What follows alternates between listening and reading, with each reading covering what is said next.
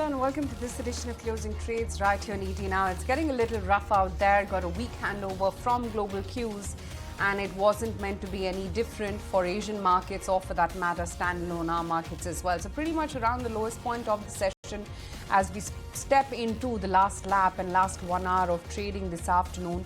We're staring lower by a good 300 points as we speak right now. 24,500 just about getting defended for the Nifty future, sub that mark for the Nifty spot as we speak right now. Actually, it's only IndusInd which is managing to barely hold on to the green and hold its head above water. That also has fallen quite a fair bit, almost about 1.5% or so from the top of the day. But look at some of the blue chips like an M&M. It's just about defending 3,000 as we speak right now. Hindalco, ITC, Shriram, Bajaj Finance, Trent, Nestle, Unilever, Reliance, which is now down about almost 2%. Technology as a pack has been weak from the word go, and some of the other heavies like an ICICI Bank, Reliance Industries, and HDFC Bank as well weighing heavy. Even Bharti has now flattened out, and it's just about flickering in and out of the red.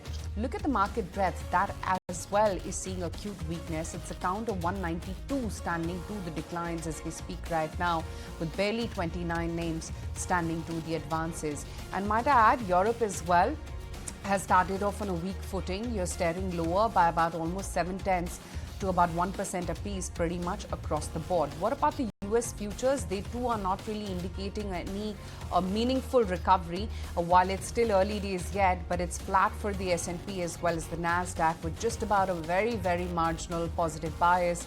And the Dow is after that overnight knock staring lower by another 12 points as we speak. So pretty much weakness all across is what we're staring at. Well, certainly, but in this market, Aisha, a couple of counters are actually trying to hold up. Case in point being GRSE. That stock is holding on to the gains of almost 12% as we speak right now on the back of a good set of numbers. Other than that, Fortis Healthcare is also one such stock. Just yesterday, the management did connect and they did come out with a very strong guidance on their hospitals and diagnostic segment, and that stock too, after a lot many brokerages now liking the company and have raised the target price as well, holding on to the gains of 7%. Bajaj Auto was also one of the news makers in trade today after the company has made a move to take the charge of KTM.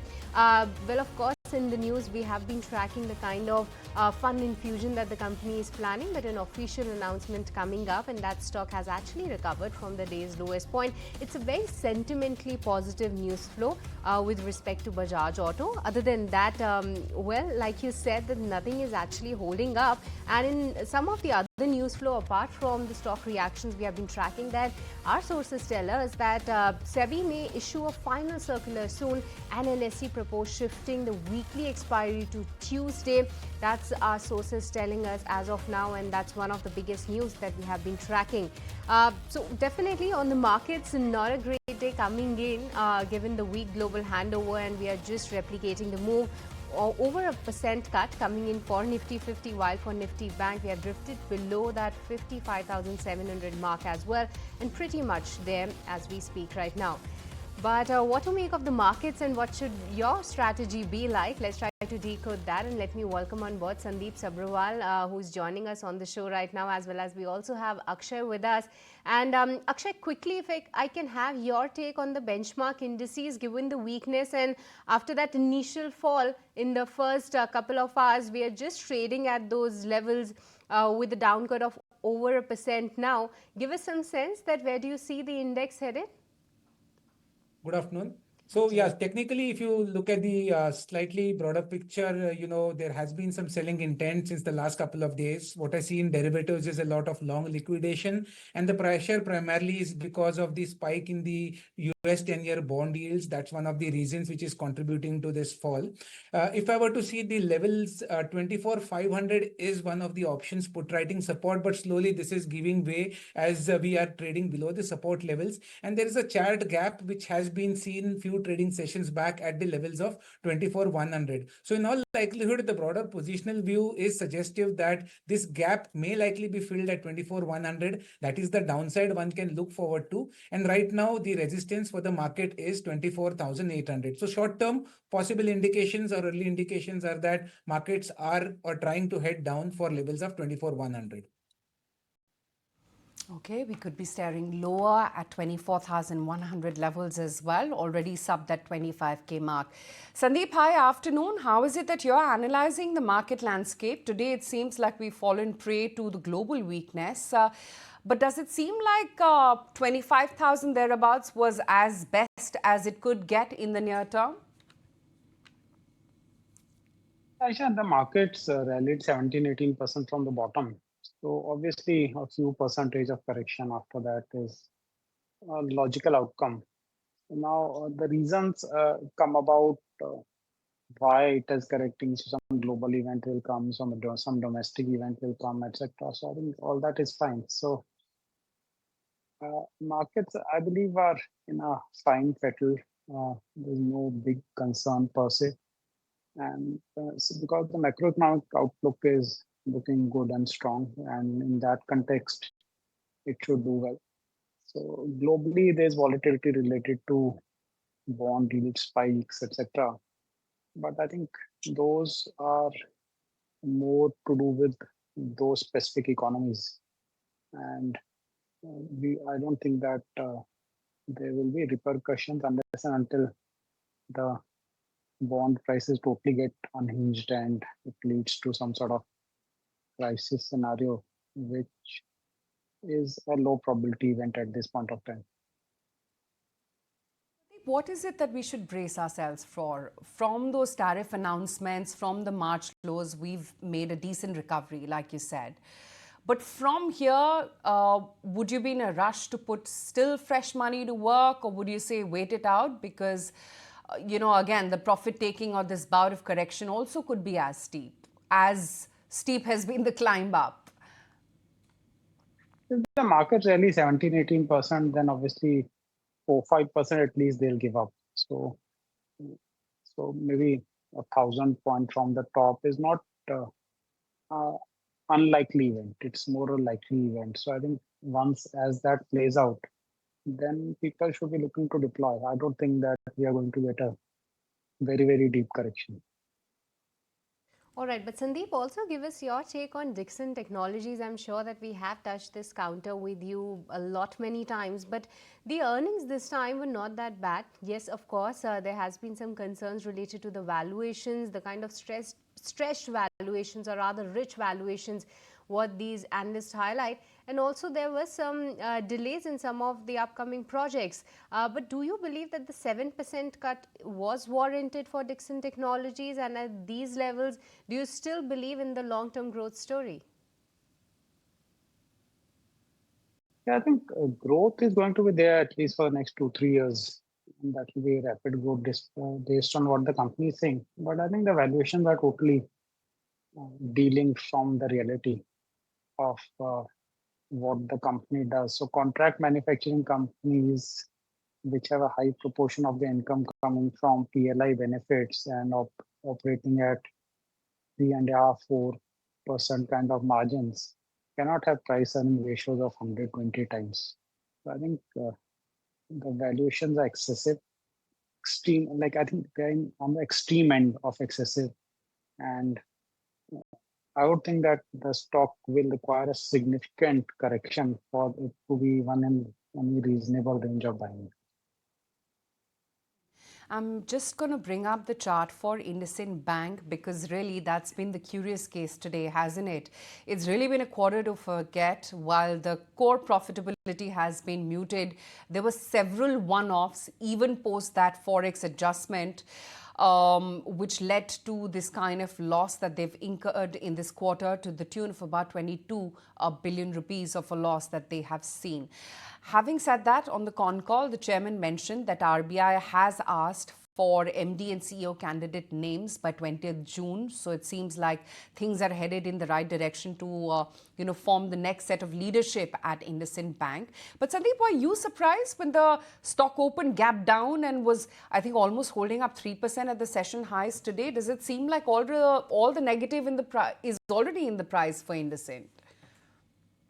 When you said curious case, I remembered this movie, Curious Case of Benjamin Button.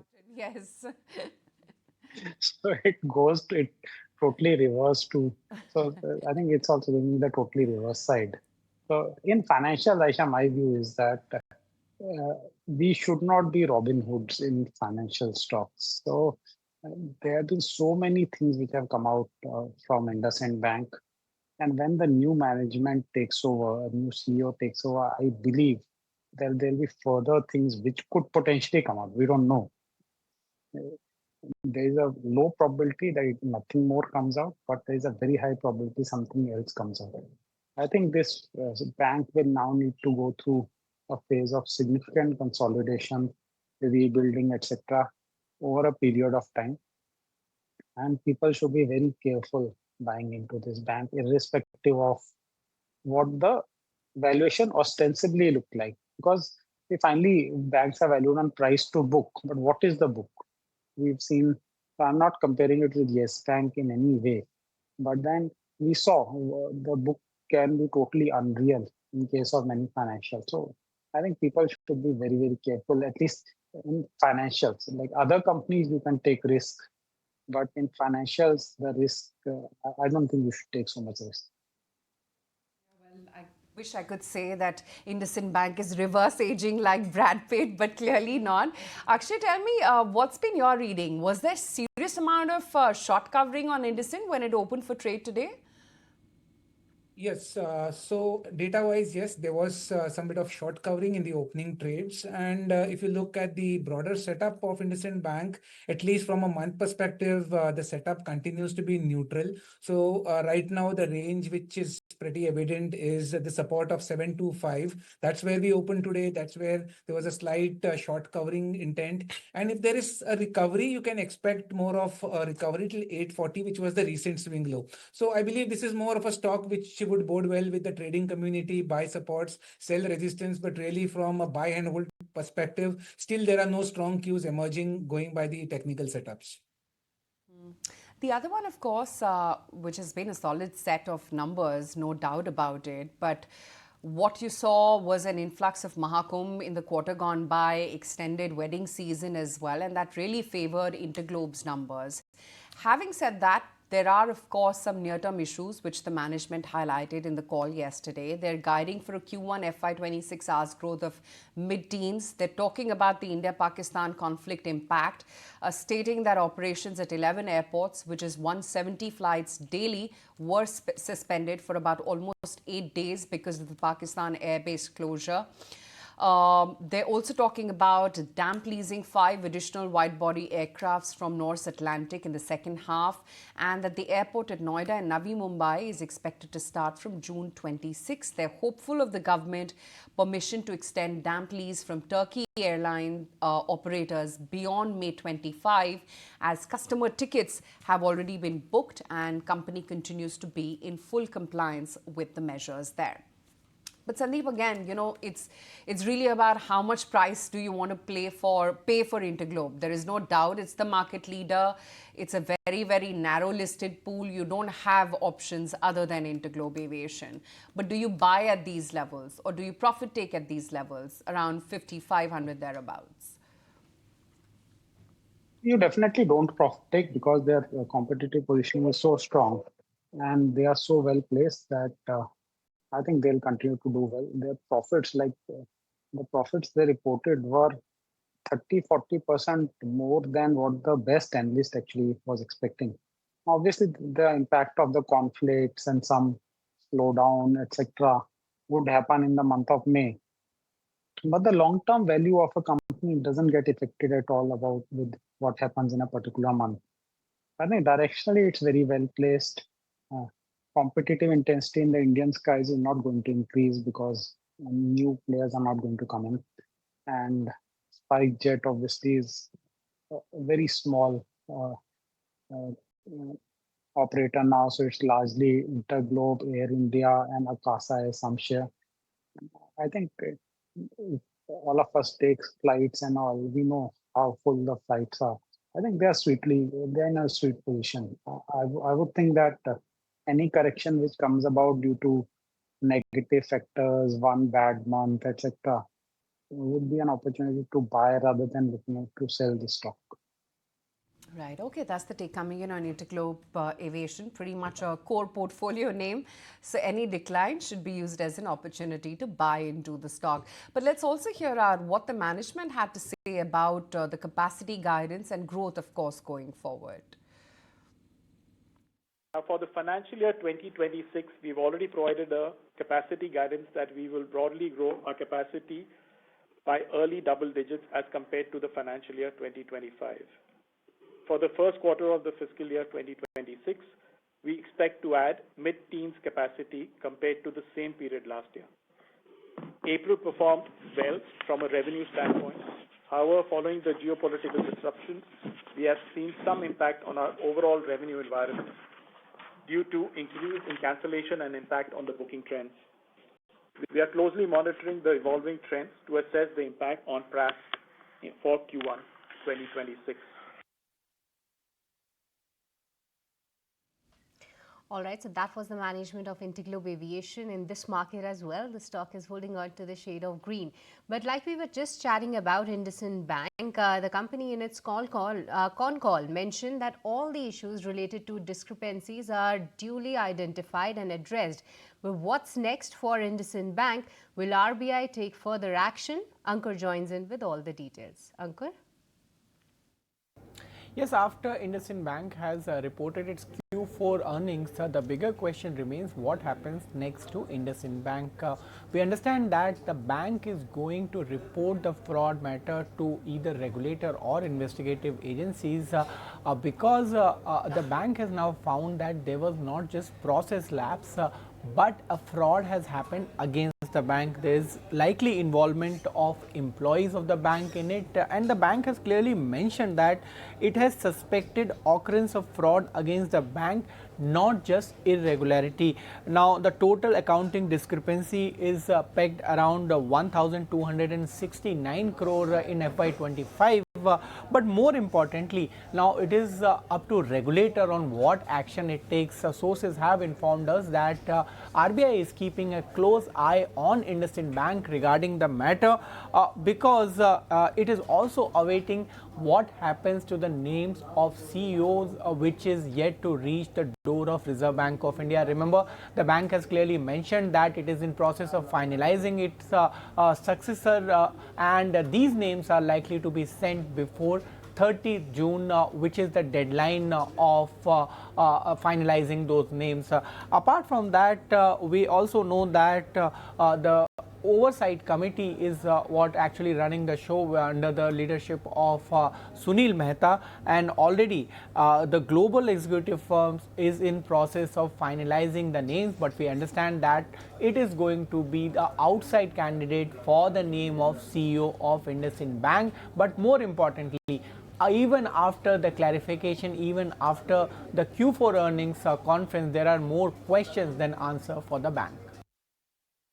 All right, thank you so much, Ankur, for getting us all those details. But with this, let me also welcome on board Amar Singh, who is the Senior Vice President Research at Angel One, joining us on the show. Very good afternoon, Amar, and thank you so much for your time. Firstly, what do you make of the markets? Because for today, we are in the red, but India VIX actually is not giving us those really not so great signals. This index is actually down while we speak right now. So give us some sense. What are you really penciling in with respect to the index? See, if you look at the index has witnessed a significant rally. If you look at from almost 22,000 levels to touching 25,000, so I would say that this was a correction which was definitely on the cards, and also what we witnessed was some profit booking also coming in. And if you look at from the data triggers, I would say there's not much on the negative side though, but if you look at from a technical perspective, there's definitely a loss of momentum, and more so on the banking side, except the private sector banks like HDFC and ICICI, which continue to be very strong on the long-term charts. So what it effectively means is that both the indices, be it Nifty or Bank Nifty, we are likely to witness some consolidation. So for Nifty, very crucial support is somewhere around the 24,400, 500 zone. So that's an important support zone, whereas on the resistance is 25,000 levels. So it's more of a consolidation and range play. Bank Nifty, on the other hand, we are seeing very strong support around the 54,300 to 400 zone, whereas 55,300, 400 zone is a zone of resistance. Because technically, it's very clear that on the short-term charts, it has been there for quite many days now, at least I would say 8 to 10 trading sessions, that the momentum which was earlier there, that's no longer there. So we are likely to witness some sort of consolidation. Also, what I would like to add here is that the intermediate term trend still continues to be very strong and positive. So that's the reason, even if there's a correction, we could witness a pullback. But on the long term charts, we are seeing some patterns that could indicate that higher levels will be sold into right now.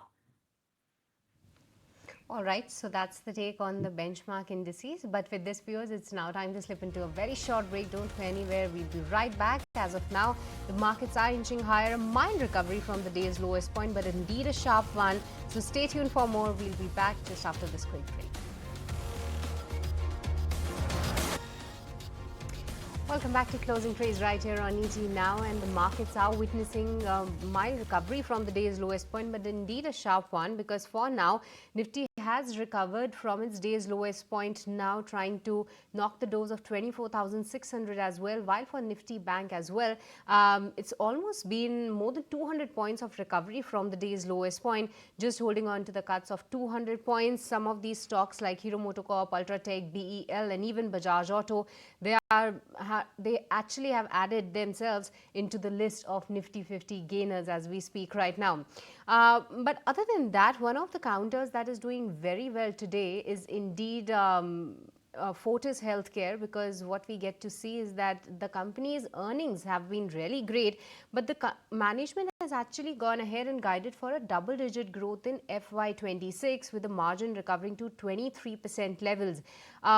A lot of these brokerages have gone ahead too and raised the target price. Case in point being Elara, they are now targeting 749 rupees on this counter, and the stock is very near to that itself. But Akshay, how do you see the stock on the technical front? Because what I believe is that the stock is very close to its all-time high levels. Give us some sense. Where do you see the stock headed from here on?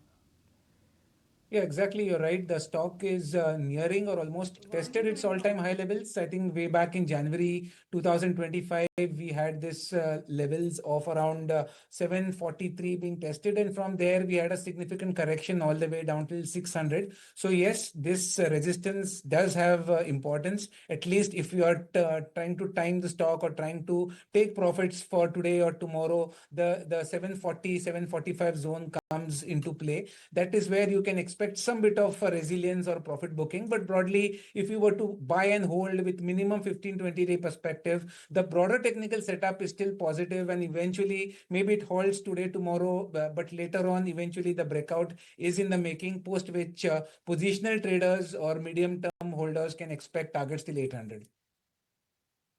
Fortis. In the meantime, exchanges may soon have to align their weekly expiry days for derivatives trading, as SEBI is all set to issue the final circular, as we understand, to ensure orderly trading and reduce volatility. Now, the case in point so far, of course, is going to be BSE. Look at the way the stock price has been and the kind of valuation that it ascribes right now. But the fact that SEBI may actually give a nod to NSE to launch Tuesday as its expiry, or at least that is what the reports seem to be indicating, that's not really augured well for the sentiment on BSE right now. Sandeep, how are you looking at this entire confusion about when expiry is going to be and which exchange is going to get what date and how it's going to impact BSE and NSE both?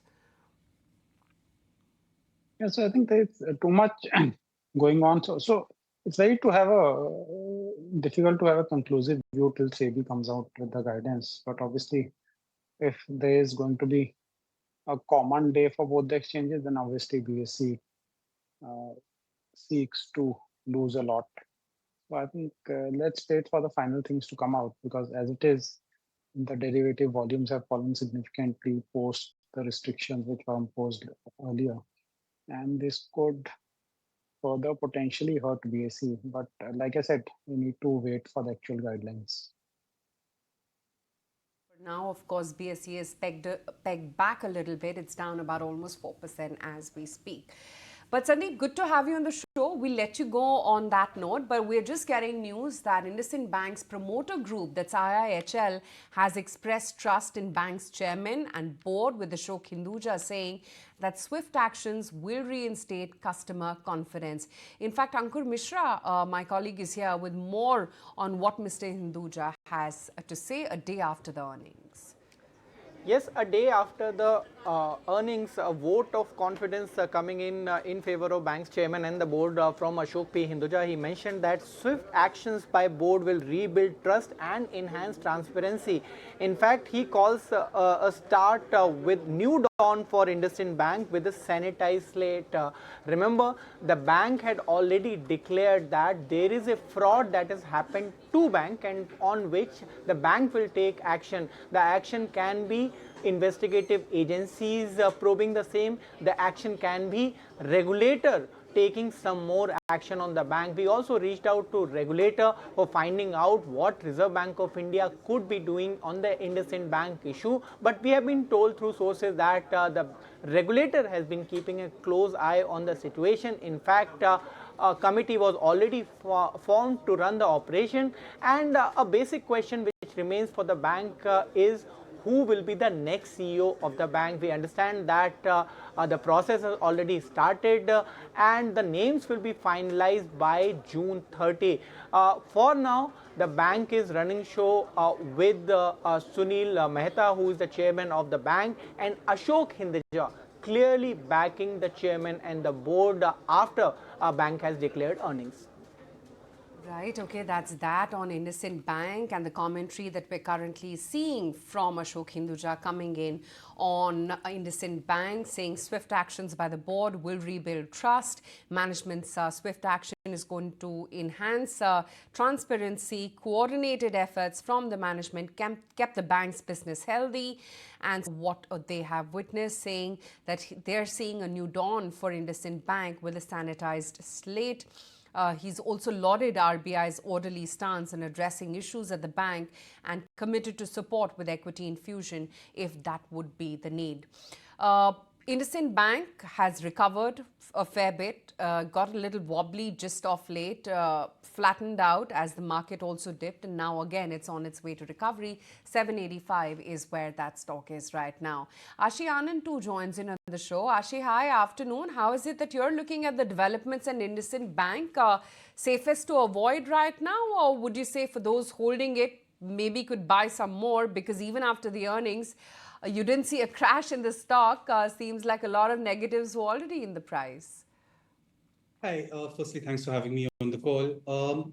So on IndusInd, I think what you kind of mentioned towards the end, right? A lot of the negatives being in the price. If you are looking at kind of valuations, it has kind of fallen from about 1.5 to about 0.8, 0.7 times book value. Now, at those valuations, a lot of these current kind of accounting irregularities that have been identified are currently kind of priced in. And for a bank that used to trade historically at quite comfortably 1.5 to 2 times book, trading below book does really account for a lot of the kind of current concerns. I think an important element for the bank to really sustain and possibly start to move up going forward is that the irregularities that have been identified, this needs to pretty much be it. Now, with a kind of clear management transition plan, the old management that was responsible for some of these issues having kind of resigned, new management slated to come in.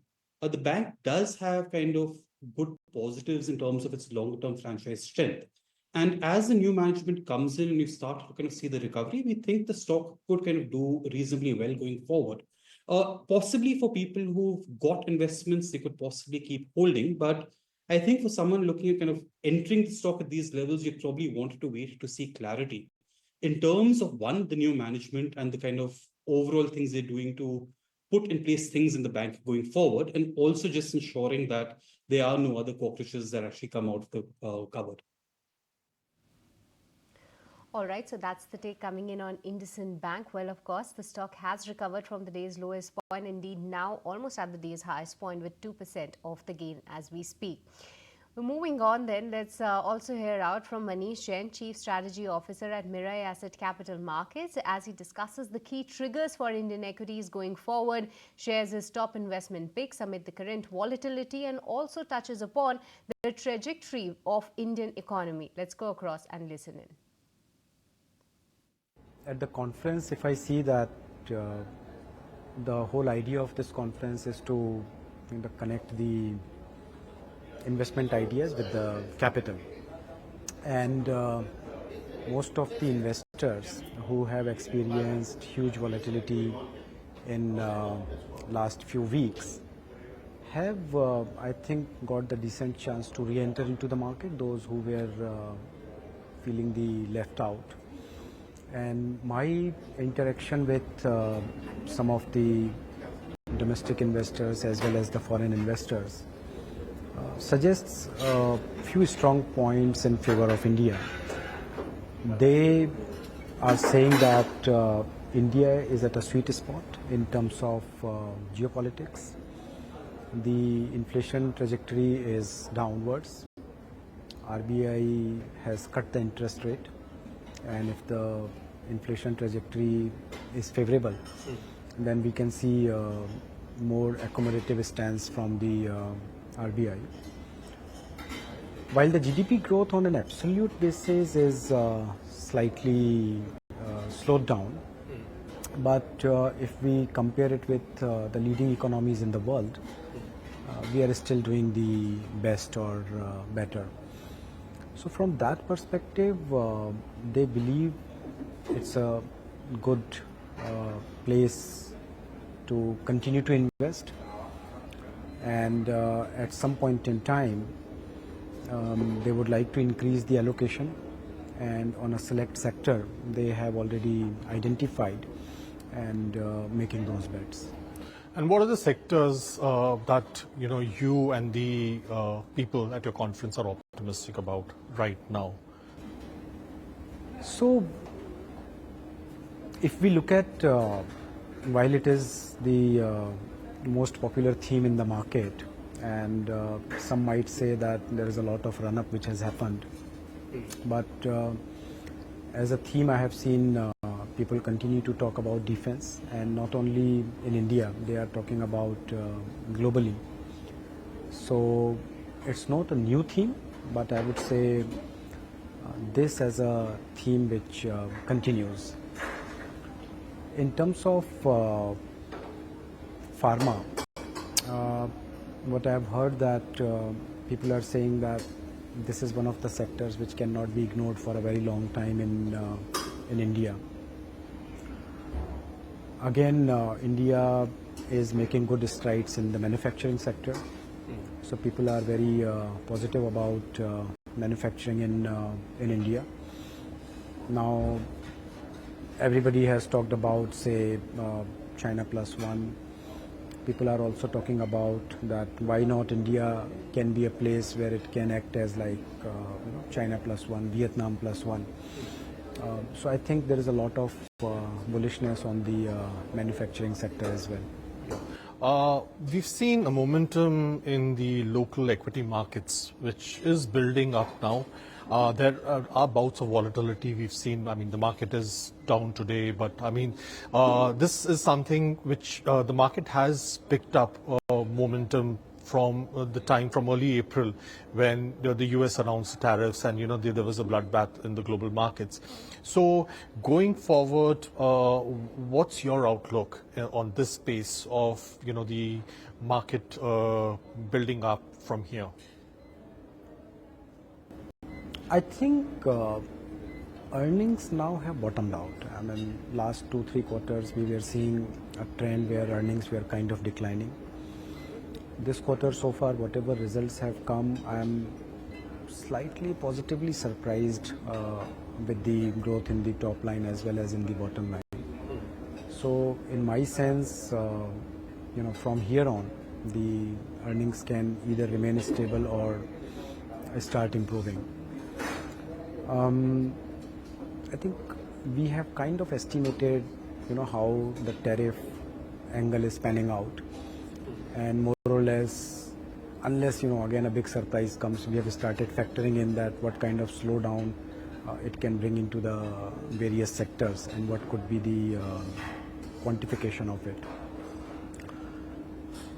So from here, I am not really very negative on the markets. I think market will still absorb some of the recent developments in terms of geopolitical developments or balance earnings, remaining earnings which are yet to be announced.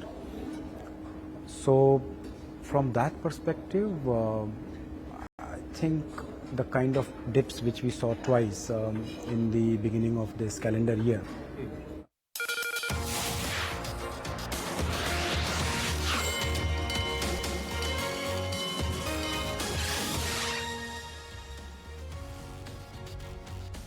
Back to closing trades right here in ET now. While we've definitely recovered a little bit from the session lows and we've made it back to that 24,600 mark, but still, let's see how we actually shut shop in the next 15 minutes or so. But the government has announced its roadmap for coal production in the current fiscal. The coal ministry will be seeking cabinet approval to establish a coal trading exchange. Prakash Priyadarshi, my colleague, is here with more details on what exactly is the plan. The government has come out with the action plan for coal sector for FY26. That's an important development coming in. In fact, the coal ministry has set a coal production target of 1,150 million ton for FY26, out of which Coal India will be producing around 875 million ton of coal during current financial year. Some important development on coal trading exchange as well, where coal ministry is likely to seek cabinet approval for setting up a coal trading exchange across the country. That's an important development coming in. In fact, the inter-ministerial consultation is already underway. Further amendments will be made to the MMDI Act 1957 to implement this plan. When it comes to coal auction under commercial coal mining, target has been set to auction at least 25 coal mines during current financial year. In fact, Coal India will also be commissioning one coking coal washery with 2 million ton capacity by the end of 2025. CIL and its subsidiaries have set capex target of rupees 22,778 crore for FY26, and coal demand projection will also be announced for FY26 to FY30 to facilitate better planning. All right, thank you so much, Prakash, for getting us all those details. But Ashi, just wanted to have a quick take from you that how do you read into this particular news flow while the government has announced the action plan for the coal sector with the coal production targets for Coal India also being set, but the coal ministry is likely to seek approval of cabinet to establish coal trading exchange. What are your thoughts on this one? So, this is a sector which has required kind of deregulation for a long period of time. It has been a sector which has been quite kind of muted for extended periods. We've heard about improvements in kind of Coal India production targets consistently. I think it's been almost 2 decades now, where one is constantly kind of hearing about plans where they are looking at trying to kind of increase production and various other measures. That has been kind of a segment which has been difficult to actually start growing. It's also, as a sector, it's not something that we find very appealing, because as an energy source, energy kind of is moving towards solar, towards wind, towards other forms of renewable. Thermal power plants is possibly the kind of power generation more of the past and the future.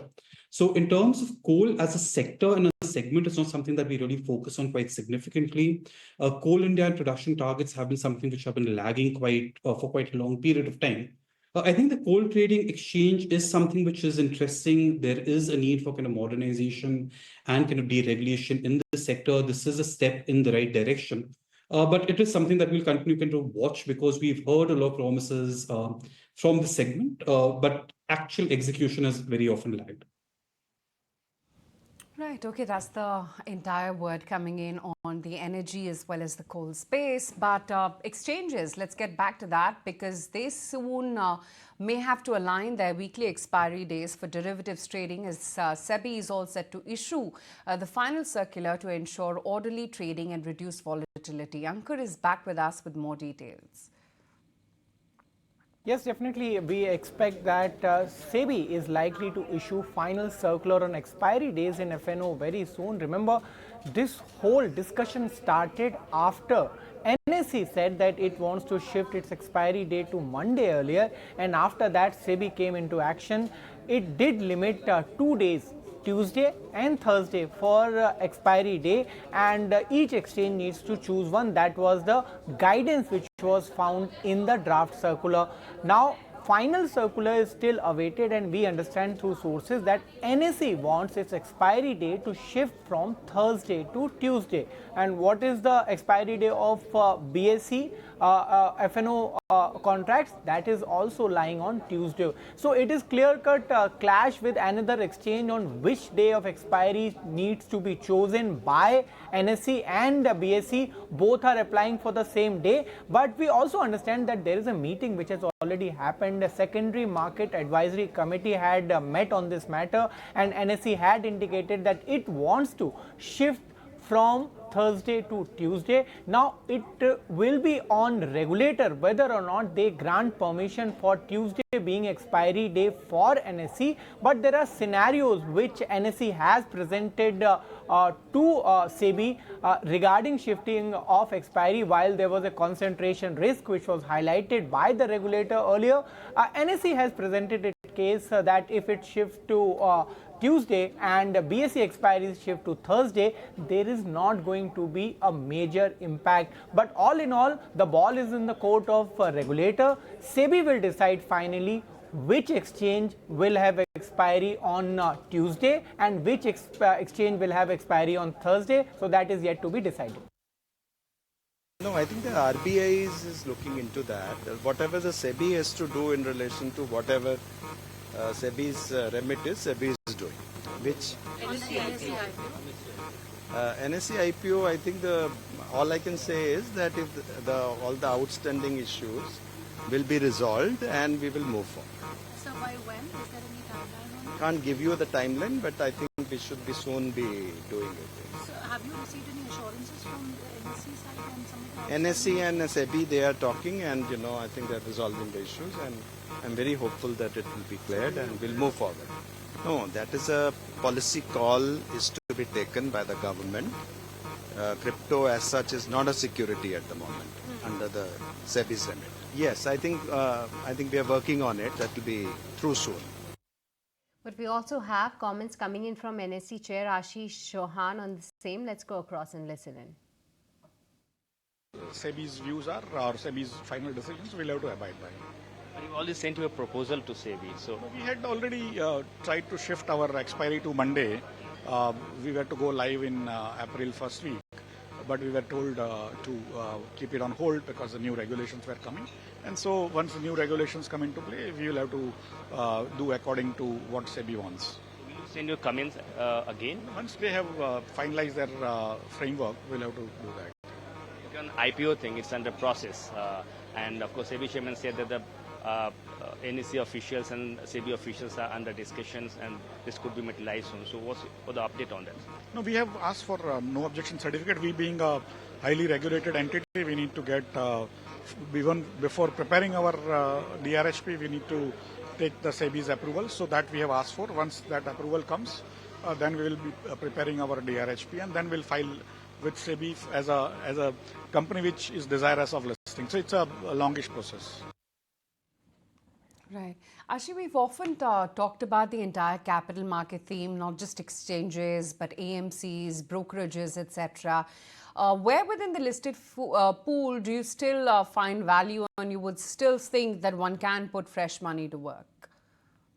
So capital markets, according to us, is very attractive from a longer term perspective. This is a play on the larger financialization of savings that you are expected to see in India. And you're seeing those trends already quite clearly, but it's something you expect to see continue over the kind of coming decade. If you just look at the amount of savings in India that are still concentrated in fixed deposits, real estate, gold, there is clearly a very clear case for a potential shift of this towards financial securities. Now, while all kind of capital market plays are interesting from this longer term theme perspective, if you look at certain underlying dynamics, there are certain segments which at this point in time seem to us to be more attractive. Asset management companies, wealth management companies, I think these are the two segments that we clearly favor at this point in time. While there are a lot of changes happening in terms of F&O regulations and SEBI is trying to kind of clamp down overall F&O activity, we are seeing clear from brokerages and also kind of depositories. We don't really know exactly how much volumes can decline. So you probably don't want to kind of be participating in the space until there's some clarity around that. The third kind of the other segment is really insurance. Insurance is also very attractive in India from a longer term perspective. But what we have kind of seen is one, growth has been a bit muted, and there's also some kind of lingering kind of potential. There's a consultation paper, and there's some kind of noise around whether whether IRDA comes in and kind of caps the amount a bank can actually distribute for their own insurance company. And this could have some kind of impact on bank insurance growth. This is a rumor. There's not a lot of clarity about whether this will actually come about or not. But I think that's one of the reasons you see in insurance companies be relatively quite muted in terms of overall market performance. So if you're just looking at the kind of capital market play, we are continuing to focusing on asset management and wealth management, some amount in insurance, while staying away from brokers and depositories. All right, so that's the take on some of these brokerage-related counters. But just a few minutes left for the market to shut shop. It's been a good recovery for the Nifty Bank at least, because for now it's just 120 points of cut is what we are seeing, while Nifty 50 still struggling above that 24,600 mark. But Ashi, just a quick take on the pharma space as well, because Sun Pharma numbers are awaited. Generally, the numbers do come during market hours. But what's been your reading so far for the pharma earnings, and where do you find value at this point? So I think if you're looking at pharma, you have to be very, very stock specific. And the main reason for this is a number of companies actually have a very high Revlimid base. And if you're just looking at the pharma sector overall, I think FY26 and FY27 growth may be a bit challenging because of the sheer amount of profitability boost that this one single drug has had for a number of companies. Now, if you are being stock specific and you are kind of looking at kind of the drug pipelines closely, there are still kind of areas that are kind of interesting. Sun is doing very well in terms of its specialty kind of portfolio, and I think they should continue to be able to do well. Players like Lupin and Cipla do have some interesting drugs coming in from the inhalation pipeline. I think if you just go forward 1 year, the whole GLP opportunity really opens up from a non-developed market perspective. And that could kind of lead to some kind of quite interesting earnings for companies that are participating in that space. So I think pharma as a whole, we are a bit kind of cautious on in the context of this high Revlimid base. But if you do go stock specific, for companies with an interesting drug pipeline, drug launch pipeline, as well as certain companies in the CDMO space, they are clearly interesting bets which are out there. Right. Okay, Ashi, great to have you on the show. Thanks as always for your time. And just minutes to go before we wind up for the day. So let me hand it over to Snehi for the closing trades.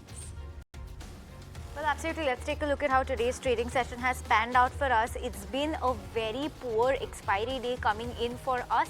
We have recovered from the day's lowest point, no doubt, from the Nifty, because at one point we were lower by 1% on the index and we were barely struggling to hold on to the 24,500 mark. At least that has changed for now, because 24,640 is the print we are seeing. But well, yes, it seems like we have erased all the gains that we saw coming in for last expiry. Remember, last Thursday we had an exemplary trading day coming in, and right now we have the exact opposite show coming in on the indices.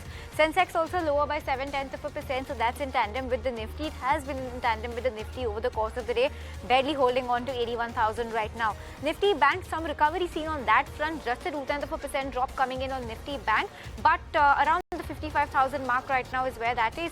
Advanced decline ratio in the favor of the declines today. On the back of that, India Wix, let's pull up the India Wix and see what was happening on that front. And it's a cool off coming in of 2% from the day's high, so also looking good for India Wix towards the end of the day's trade.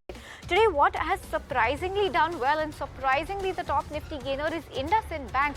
And the reason behind that, we don't know that yet, because you have poor set of numbers coming in, poor management commentary, another fraud that was discovered of 173 crore rupees. Despite that. IndusInd Bank is up 1.8%. It's anybody's guess why that stock is up today. Other than that, you have Bajaj Auto, Bharti Airtel, JSW Steel, Hero Motor, Jio Financial, all of those stocks that are in focus today as well. On the losing end of the market, you have ONGC, M&M, Wipro, Hindalco, Tech Mahindra, Trent, all of them trading with cuts of about 2% in today's trade. So that is what the Nifty 50 pack and that show has looked like today. Other than that, let's pull up the broader end of the market and see if there has been some respite on that front. Because if you take a look at the Nifty mid-cap index in today's trading session, has closed in the red with a cut of about 0.5%. Nifty small cap index too, not all that much happening on that front, and small cap index too subdued with a 0.2% cut coming in.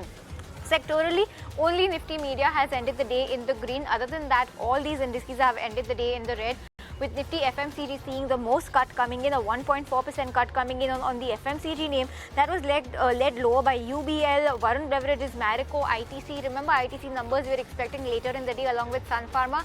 Sun Pharma, good set of numbers expected. ITC on the flip side, muted quarter expected for the quarter gone by. Other than that, if you take a look at some other losers today, Nifty IT, Auto, Pharma, Energy, PSU Banks, Realty, Nifty Bank, Metal, all of them have ended in the red. Some other stocks to watch out for in today's trading session, despite a subdued trading day coming in, stocks like Garden Reach, an 11% uptick coming in on Garden Reach on the back of a massive order win coming in. So Garden Reach looking good today, almost 11% higher. You had other stocks like Fortis Healthcare, very good move coming in over there as well.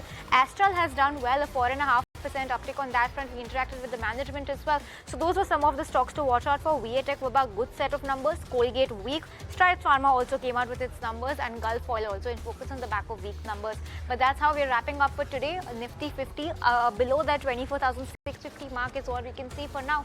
We'll give those rates some time to settle, but that's how we're wrapping up this expiry day.